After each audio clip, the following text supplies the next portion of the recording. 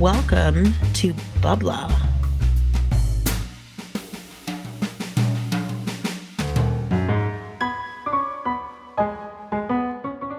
Hello and welcome to Bubbler Podcast.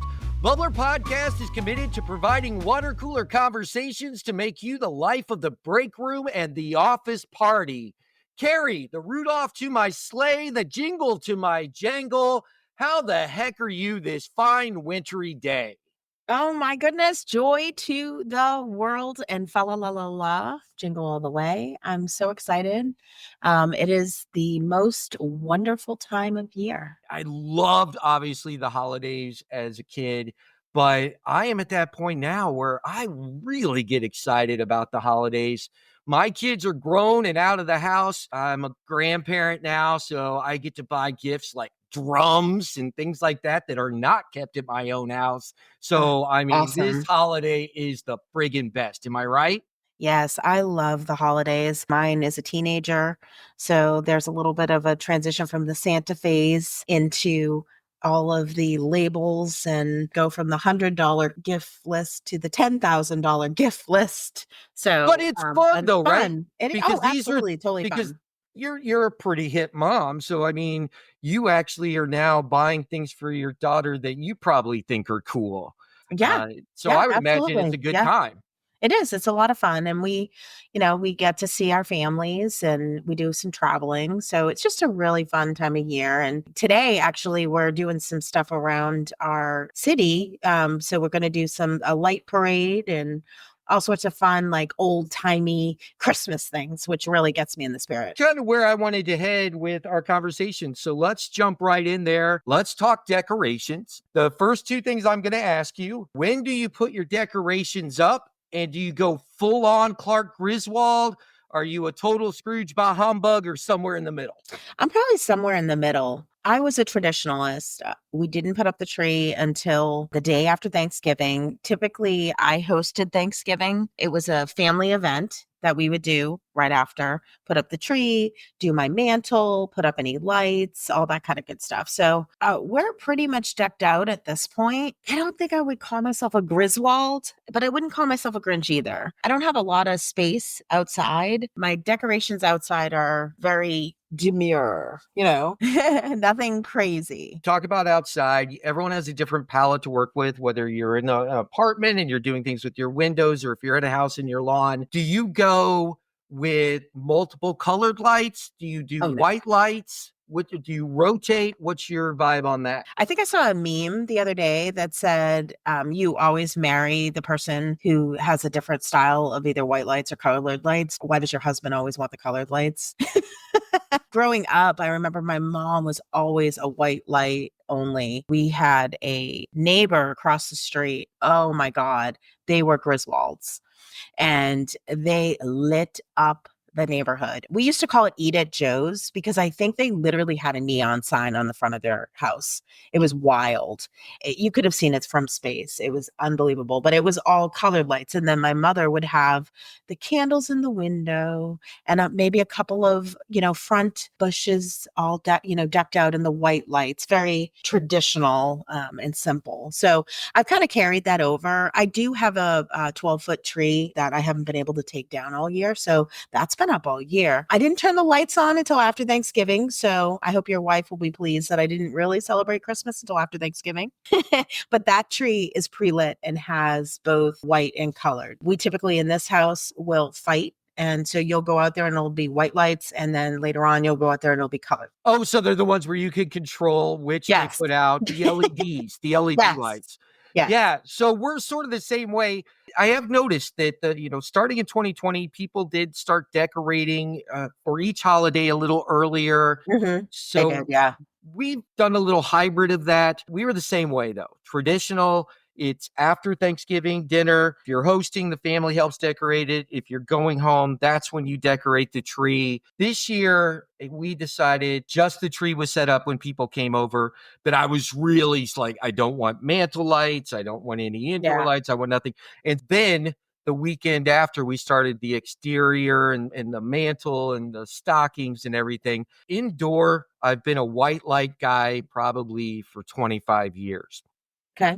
Outdoors, I'll rotate. My LEDs are color only. The front's going to be colored lights until those lights no longer work. And then I'll rewire everything with the white lights outside. So I have a question. So what do you think about these inflatables on people's lawns? So my question for you was, do you put anything out on the lawn? Are inflatables an option? Okay. So to answer your question, I for years wanted deer, like the light up deer that I could put because it just looks so cool because I have a lot of green in the front of my house. That is what I bought when I bought this house almost 20 years ago. It's family of classic wired deer that go out front. So I had that for a couple of years, and I've been asked by my daughter to not do it this year. And I think last year they were struggling. They were struggling deer. You know, we forego them this year. But as far as inflatables go, I don't get it. But the funny thing is I will tell you, icon status is the guy with the Santa that I've seen bigger than his house. Okay. This guy, whoever found the Santa, it's got to be a 50-foot Santa. I've never seen anything like it in my life. Now that I'm 100% support. But all of these random inflatables that when I drive through in the morning look like, you know, a war zone because they're all deflated. I don't understand it. And some of them make no sense. Like, why do we have dragons? What are the dragons for? Do you know? Like Christmas I have dragons? never heard of that at all. So I would love for you to take a picture and send me that, and we'll post it on the website because I am not familiar with the correlation between dragons and the holidays. So if anyone out there is a member of some Dungeons and Dragons type Christmas of club. Christmas Yeah. club, let us know. Holiday club. Maybe it's another holiday. I don't know. I could see it during like a New Year's or Chinese New Year's or something like that, but I don't understand the dragons. I don't get it. I have yet to see that. It's funny. My deer, the reindeers, definitely ran their course. You have to stake those things into the ground. Anyone who's had a house that was built in the last 30 years, when they build your house, they scrape off all the topsoil. They hardly leave you any topsoil. Trying to find something where you can put a stake that's more than 3 inches long in the ground to hold these in place. It's not easy. I mean, I've been out there with rubber mallets. My poor son has learned so many new curse words that way when he was younger, watching me try to hammer those things into the ground. And then the second any breeze went by, either my wife or I would yell to the other one, "We got a reindeer down, reindeer down." Yes. Same. It was like a holiday drive-by, kind of became our running gag.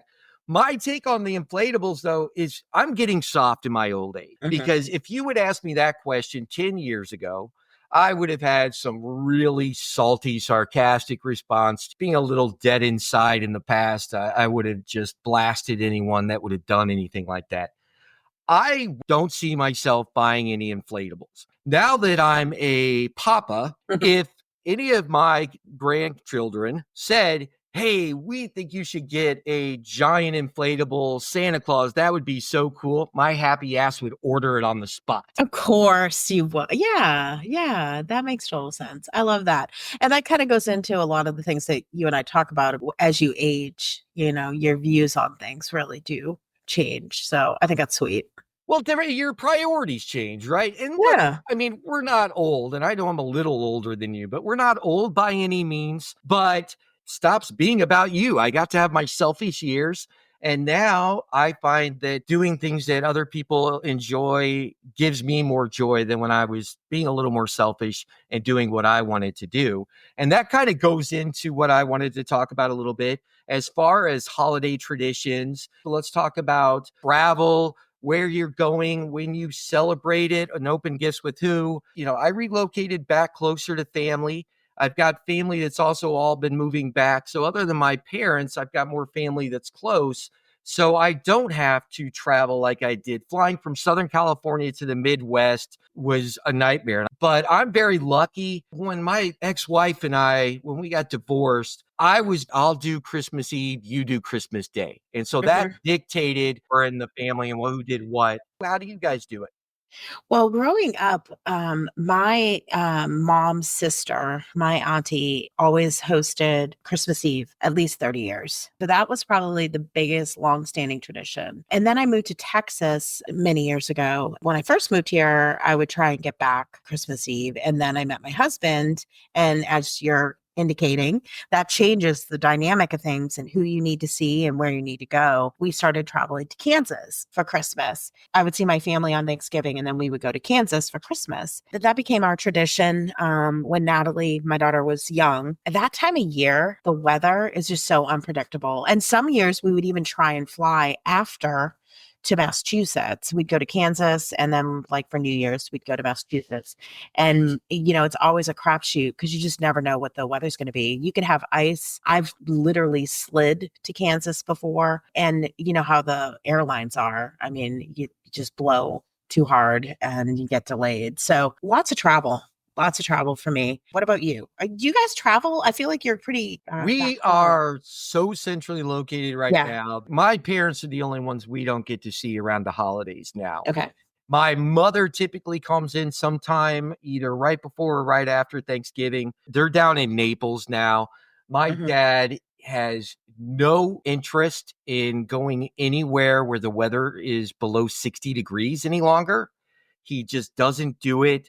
And part of it is my dad has beat cancer. The side effects of Right. the chemo is he's always cold now. So for him to come up to the Midwest in the Oh, yeah. winter, it's just not an option. He's not going to do it. He loves us all very much. He offers to Yeah. fly us down every year. So that's why we spend most of our time together as soon as it warms up. So Yeah. I don't have to do that.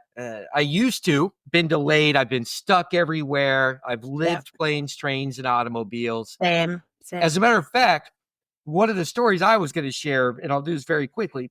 So we flew back to the Midwest, and when we made it just in time before the airports got shut down. Again, my family doing Christmas Eve together. So we have my son. We're all at my mother's house. We have a fantastic Christmas Eve. My wife and I were going to drive our son back to my ex-wife, and we typically meet somewhere in the middle. And at this point, there is a foot and a half of snow on the ground. Hmm. It's blowing sideways, almost zero visibility. But I know it's very important that he gets back to his mom's house to wake up. Santa was still in play. Yeah. Oh. And so there was absolutely no way we weren't going to make that happen. Borrowed my mom's SUV, got him to our meeting point. Everyone was safe and sound. Well, when I'm leaving with my son in tow, my grandmother, the infamous Momo, who we discussed in our Momo. Thanksgiving episode, Yes. my mom's mom, so she was there. Everyone's looking out at the roads like, what are we going to do? My mom's like, well, she can just stay the night here. My dad, I shit you not, I thought she was going to be there when I got back. Hmm. It starts just pouring now at this point. We're at 2 feet of snow. Momo lives almost an hour away, 45 minutes, normal traffic. We get back, and both my dad and Momo are gone because there was no fucking way Oh he was going to no. spend the night and be there Christmas morning. He was going to go through hell and high water. Oh, He was Momo. going to get snowmobiles or whatever to get her home. And of course, he wanted to make it about getting her home safely. But we all know that the last thing he wanted to do was spend Christmas morning with Momo because she would find fault in every single thing. So, honey, your morning Did he make coffee's it? not very Christmassy, that type of stuff. Did he So, make it back in time? oh, absolutely, Oh, okay. absolutely. But it took like he was gone like 3 hours on what it Yeah. should have been an hour and 20 minutes, hour and a half. But let me tell I you, I have okay. never seen my dad so driven and motivated, full on committed to getting his mother in law safely back to her house.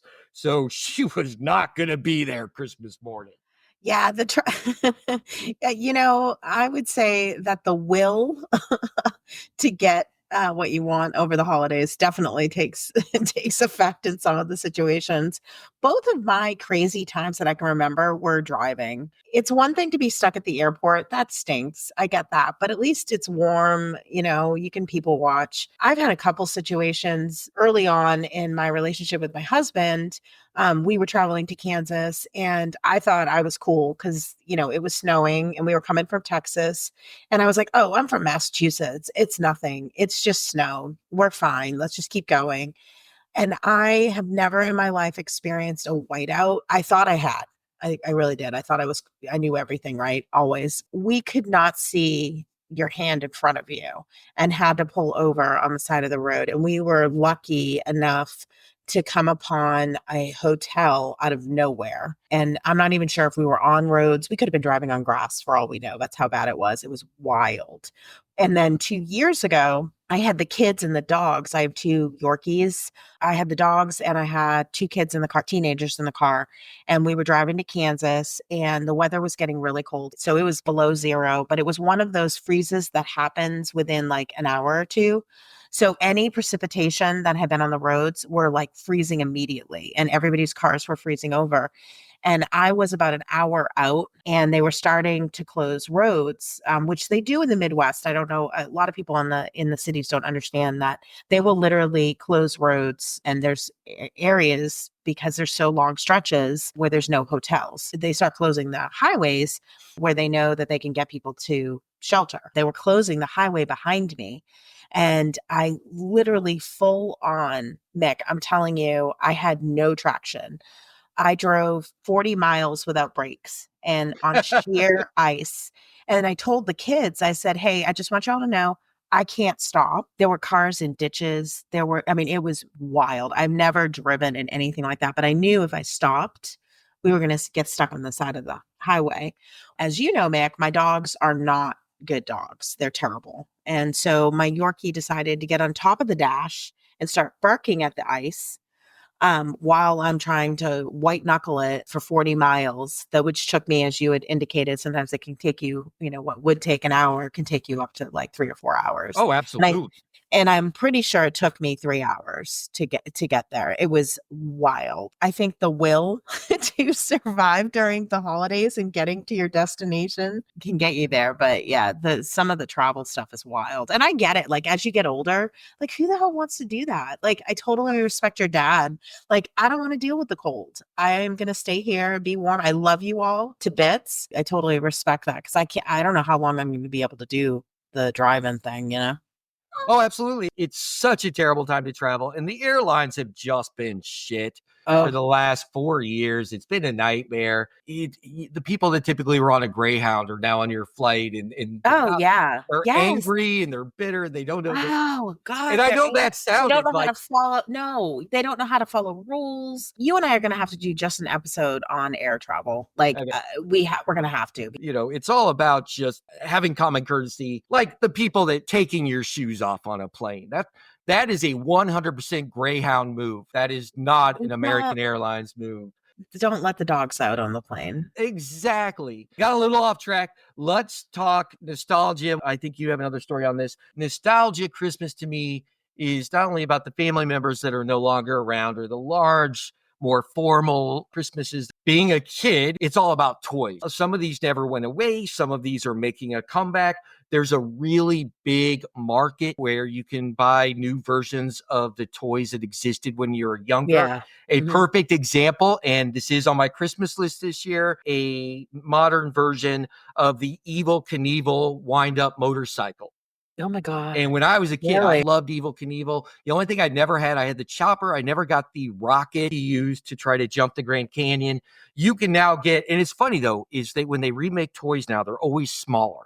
They're never the size they They were, are. They are. You're right? right. Yes. Well, at And least we think they are. no, they are. Trust me. Like the Evil Knievels are like maybe half the size of what they used to be. Evil Knievel, it was this $6 million man where you could look through the back of his head and see out his bionic eye.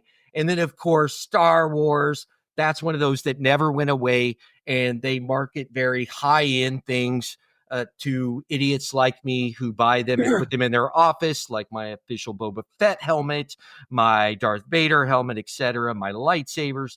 And my son, though, he and I share in that he has an incredible lightsaber collection that if he doesn't calm down, his wife's going to divorce him. But every once in a while, sometimes your parents think they know what you want, it's usually more on the close side. Intentions are good, but you don't get those things that you really wanted. Did you ever have that happen? Do you have any Christmases where mom and dad got their wires crossed, or maybe it was a little passive aggressive gift giving because you were a shit that year? I mean, yeah, I think all of us, I assume, I've heard a lot of people have a story about finding a present underneath and you thought it was yours, and it was like the neighbors that your parents were holding for the kid next door. I think that happened to me one year where we were hiding a present for someone else. I thought it was mine. I was so excited to get it and never got it. It was like, it was a nightmare. But I mentioned there's different stages of our life. And, I've got a teenager now. So this is the time where everything becomes brands, right? oh, And yeah. this is when they're learning brands and what's popular and what's not popular. And social media kind of dictates a lot of that now too. But I mean, even in the late 80s, we were doing the same thing. We had the brands, we had Guess jeans and Reeboks and all of the Benetton. I don't remember the rugby shirts that everybody had, the blue and the green, and very much about brands even back then for us. And take me back to the 80s mall anytime. Right. Oh my God. The high end malls, especially when they first came out with those quote unquote fashion malls. Well, I think I mentioned on the podcast before that, we came from modest means, right? This time is when Santa doesn't make as many secret appearances as he does when you're little. And so when you're a teenager, maybe you're peeking around and looking at what you might be getting. Maybe you know where Santa hides the stash, right? One year I decided to go snooping and found my gifts, and I was peeling back bags or whatever. And I was like, oh, look at this. Oh, are these Reeboks? And I opened up you remember the high top white Reeboks, Yeah, with the Velcro, they were laced up Velcro, the Velcro at the top. Everybody was getting them that year. Literally everyone was getting them. And I pulled them out and I was like, that's weird. They say balloons. Oh, I remember the off-brand Reeboks. Yeah. I was like, oh, okay. So I put them away and I opened, of course, now I'm in, right? So now I got to see everything. And I pull open the purse. There was a purse that everybody had, and it was a patchwork purse. And I can't remember for the life of me the brand, but it would be the equivalent of, let's say, a Coach, or maybe not a Coach, maybe like a Michael Kors. Donnie and Burke or whatever that one brand was. Dooney and Burke. It would be the equivalent of asking for that. Okay. But then it's the Walmart brand. And it continued. I opened the next thing and I asked for Guess jeans. And I opened it up and it wasn't Guess jeans. It was like Best jeans. And I was like, you have got to be kidding me. This is wild. What a great, my mother is a genius. I'm sorry, Santa is a genius. We may have to fix that. Apologies to anybody who's listening that I just ruined Christmas. Santa was a genius. He was tricking me. I was a teenager and and I thought, oh my God, this is so smart. Put all the fake stuff in the bags, right? Right. Fake present, decoy presents. Decoy presents. So Christmas comes and I'm like, oh, this is the best ever, right? I start opening my gifts Christmas Day, which is always a big, are you opening Christmas Eve? Are you opening Christmas Day? No, I don't want to open Christmas Eve. I want to savor it. Because I'm a teenager, oh, Christmas. I open up the first box, balloons. Nice. I open up the second box, Best jeans, the patchwork purse from whatever the department store down the street before Walmart took it over. That's what I got. And that was my Christmas. I got 5 gifts that year. I don't remember what the other 2 were, but they were equally terrible. I was so sad. I never did get the Reeboks. And I remember just being so depressed that year. It was the worst Christmas ever. And I did it to myself, obviously, but it was just so pathetic. I was so sad. So yeah, it was a sad, dark teenage Christmas for Kerri. Wow. Way to bring everyone down there, Kerri. I'll try my best to lift everyone's spirits after that flipping story. So I remember I was, I think, 12, and I Mhm. decided to snoop around. I really never wanted to know ahead of time, but I kind of wanted to get a general idea. Always like to see the size of gifts and how they were wrapped. Mhm. But I discovered my dad's Playboy collection.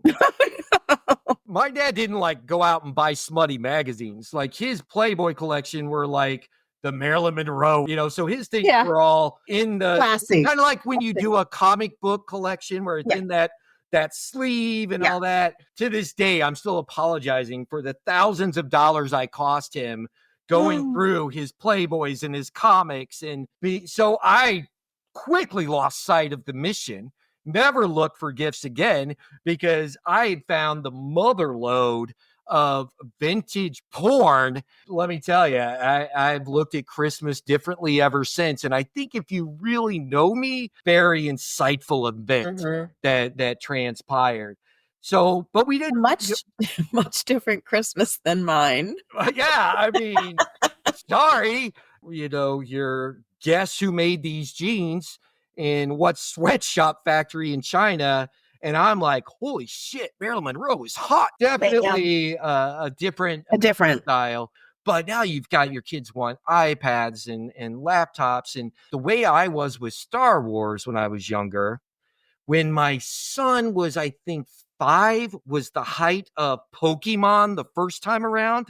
Oh yeah. Holy shit, I spent hundreds of dollars on everything Pokemon. He had the complete Pokemon Christmas slippers, Mhm. pajamas, Game Boy games, Nintendo 64 games. But I have to tell this really fast story. So the year the color Game Boy came out, because you remember Mhm. Nintendo, like every year it was something different, right? First it was their slimmer, now it's a color screen or whatever. When they came out with the color screen, we always did there's one main gift and then everything else are your fun gift. His main gift that year was going to be a Nintendo Game Boy Color and the 2 Pokemon games, the blue and the red one. And I had the blue and the red one. That was easy to find. It's getting closer and closer to Christmas, man. I'm going to Toys R Us. This is when you had to go to the stores. Yeah. This is when people fighting over the Mhm. last item at a Toys R Us. So I've gone to like 2 Toys R Us. I've driven an hour all over the city. I go to this Target in, not the best neighborhood. I walk straight to the electronics department. I see one Game Boy Color in the cabinet, but it's the lock one, so you got to get someone to help you, right? There's a lady talking on her cell phone. This was when cell phones were big and bulky. This was the Mhm. Nokia age. I pick up the employee phone and ask for assistance in electronics. Like, I'm going to get this fucking thing, right? So the guy comes, I say, hey, I'd like to buy that right now, please. Credit card's already in my hand. He unlocks it. He goes to the electronics cash register to ring it up. The lady on the phone turns and goes, I was here waiting for someone to help me get that. Oh. So I'm in a quandary, right? It would have been different if this was the first or second place I'd looked, but I'm now at like destination 8. Yeah. I had the foresight to pick up the phone, get someone to help me. Do I let the lady who's calling dibs have it, or does my son definitely get a color Nintendo Game Boy to go with the games that don't have a Game Boy to play them on? I'm not proud to say it, Kerri, but bitch did not get a Game Boy. I love that. I'm like, yes, you have an arch nemesis. It felt like Jingle All the Way. You're like Oh, running through Target, holding it in your hand high, running as fast as you can while she's chasing you. I love it.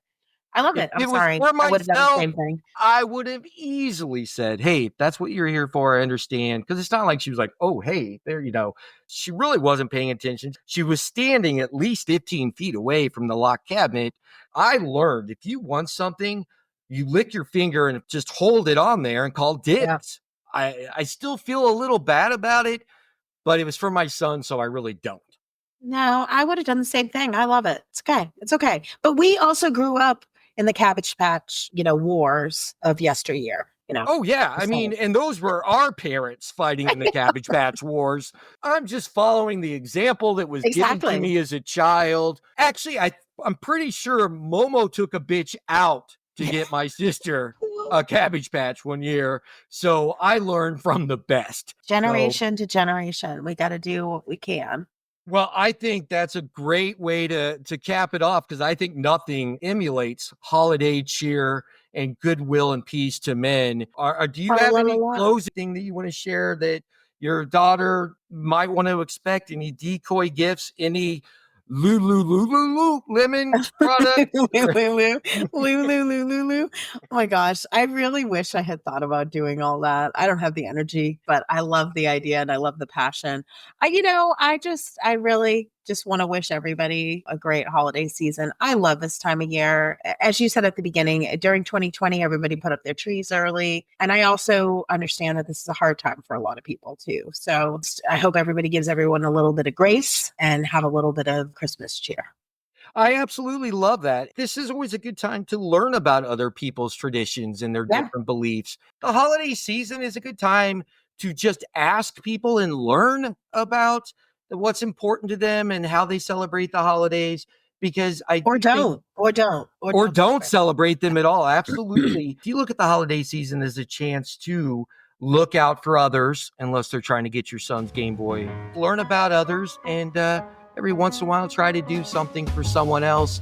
So Kerri, I appreciate you getting me even more in the holiday spirit. I think I'm going to go wrap some presents and get them under the tree. And I wish everyone a great holiday season. Take care. Happy holidays.